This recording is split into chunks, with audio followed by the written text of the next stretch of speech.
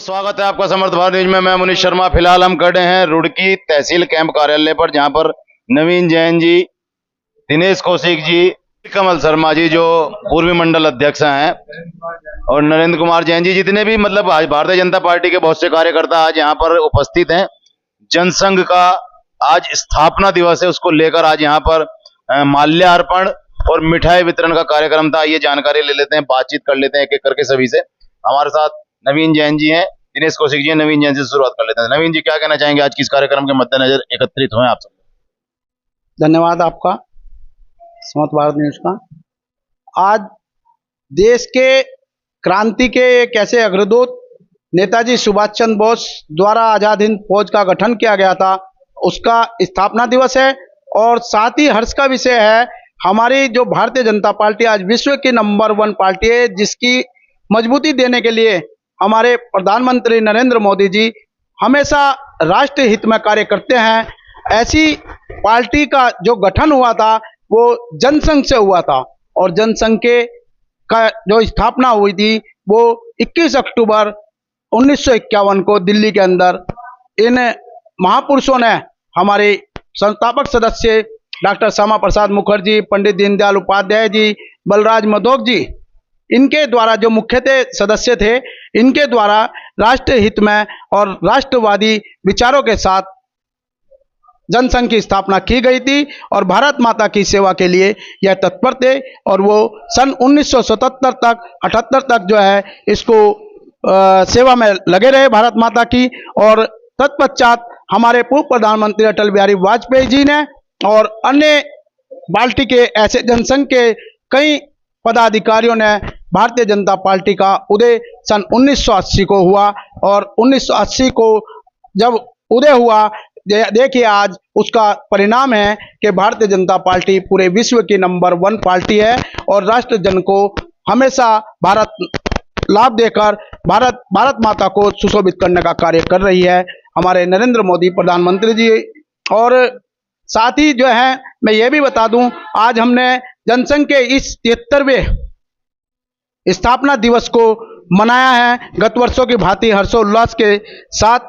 और इसका उद्देश्य मनाने का यही है कि हमारा देश का, भारत माता का हर वो राष्ट्रवादी विचारों वाला व्यक्तित्व जन्मे और समाज व राष्ट्र को हमेशा ऊपर रखने का और भारत माता की सेवा में काम करने का लिए तत्पर हो। यही भाव रख के आज हमने जनसंघ के इस 73वें स्थापना दिवस को समस्त भारतीय जनता पार्टी के कर्मठ कार्यकर्ताओं ने अपने मंडल अध्यक्षा जो है हमारी पूर्वी मंडल की जो है, उनके नेतृत्व में हमने आज इस कार्यक्रम को मनाया है। अच्छा, आपके कथनानुसार जो है, जो भारतीय जनता पार्टी है वो कहीं ना कहीं जनसंघ की वजह से जो है आज अपने मुकाम पर है। अगर आज इस प्रकार से आप बोलें कि भारतीय जनता पार्टी अगर कहीं है तो जनसंघ के द्वारा प्रेरित है। लेकिन अभी अगर बात कर ली जाए, लोकसभा चुनाव हुए थे तो जो राष्ट्रीय अध्यक्ष जेपी नड्डा जी, उन्होंने एक बहुत बड़ा बयान दिया था जनसंघ को लेकर कि भारतीय जनता पार्टी अथाह समुद्र बन चुकी है, अब संघ की आवश्यकता नहीं है। क्या कहना चाहेंगे? अति आत्मविश्वास था या जनसंघ के प्रति थोड़ा प्रेम भाव खत्म होता जा रहा है भारतीय जनता पार्टी के बड़े जो नेता हैं उन लोग? मैं आज इस आपके सवाल के जवाब में यही कहना चाहूँगा कि मुझे इस चीज़ का संज्ञान नहीं है सही तरह से कि हमारे राष्ट्रीय सम्मानित राष्ट्रीय अध्यक्ष जेपी नड्डा जी ने किस तरह का वक्तव्य उस समय दिया होगा। और अगर ऐसा लगता है कि उन्होंने ऐसा वक्तव्य दिया होगा तो ये भारतीय जनता पार्टी के किसी भी पदाधिकारी को, क्या उच्च स्तर का हो या निचले स्तर का हो, उसे यह शोभा नहीं देता। क्योंकि आज जो जनसंघ की नींव पर जो पार्टी खड़ी हुई है वो भारतीय जनता पार्टी है, और नींव भी जनसंघ की है। तो कभी ऐसा पुनरावृत्ति या कोई इस प्रकार का करते नहीं होना चाहिए। लिए चूक तो हो ही गई। क्या कहना चाहेंगे भाई साहब, आज ये के जो अहम विशेष दिन है जनसंघ के लिए, क्योंकि आप जनसंघ से पुराने जुड़े हुए हैं, तो कुछ विशेष टिप्पणी करना चाहिए? सबसे पहले तो देशवासियों को जनसंघ की स्थापना दिवस की और आजाद हिंद फौज की स्थापना दिवस की बहुत ढेरों बधाइयाँ, शुभकामनाएं। जैसा कि अभी आपने एक प्रश्न कर रहे थे कि जेपी नड्डा जी की बात आई कि उन्होंने यह कथन उन्होंने कहा है, लेकिन जहां तक मैं समझता हूं, मैंने वो देखा है वक्तव्य जेपी नड्डा जी ने, जो उस दौरान जब कहा गया था तो उन्होंने कहा था भारतीय जनता पार्टी बहुत बड़ा विशाल समुद्र है। उन्होंने संघ का नाम लिया। जो जनसंघ है, आज जो जनसंघ था हमारा पुराना, जनसंघ की बदौलत ही भारतीय जनता पार्टी बनी हुई है, या हम ऐसा कह सकते हैं कि जनसंघ भारतीय जनता पार्टी का पुश्तैनी प्रॉपर्टी है, पैतृक संपत्ति है। यदि जनसंघ नहीं होता तो भारतीय जनता पार्टी भी नहीं होती।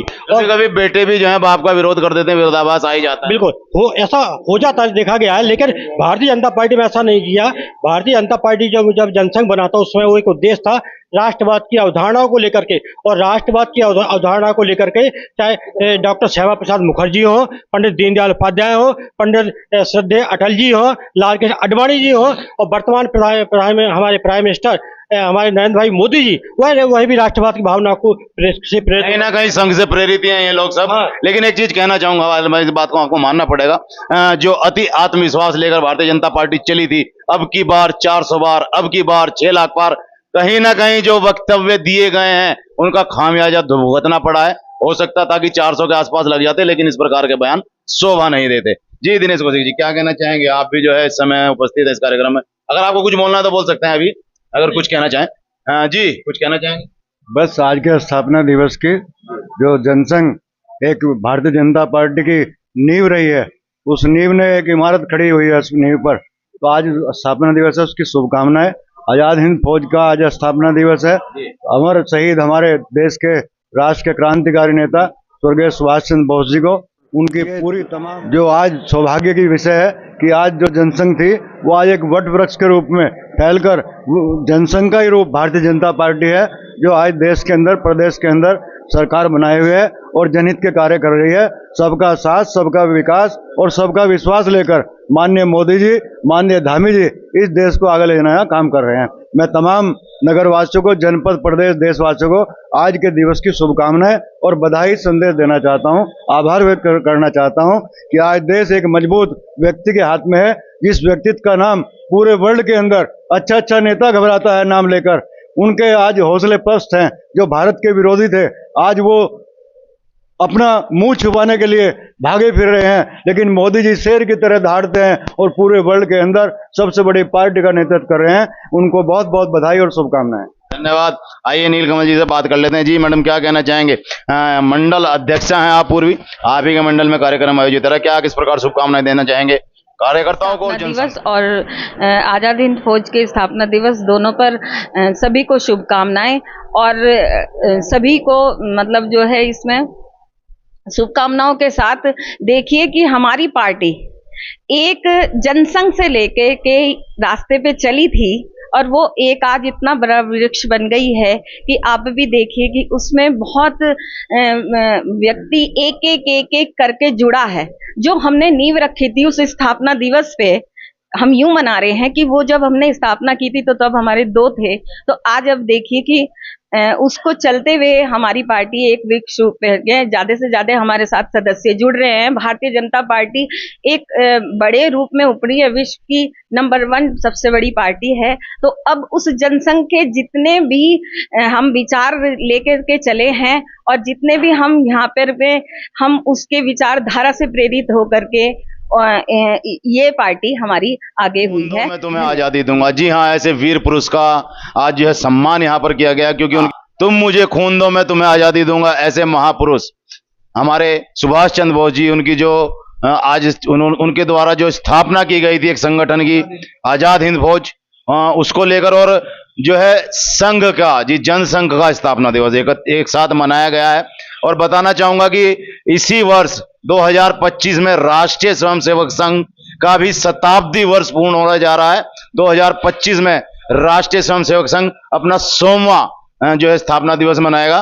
तो इसी कड़ी में जो है आज सभी लोगों के द्वारा श्रद्धांजलि जो है पुष्प अर्पित किए गए हैं सभी को, जिनके द्वारा जो है ये संगठन बनाए गए थे, और मिठाइयां वगैरह खिलाकर एक दूसरे को जो है खुशियां मनाई गई हैं।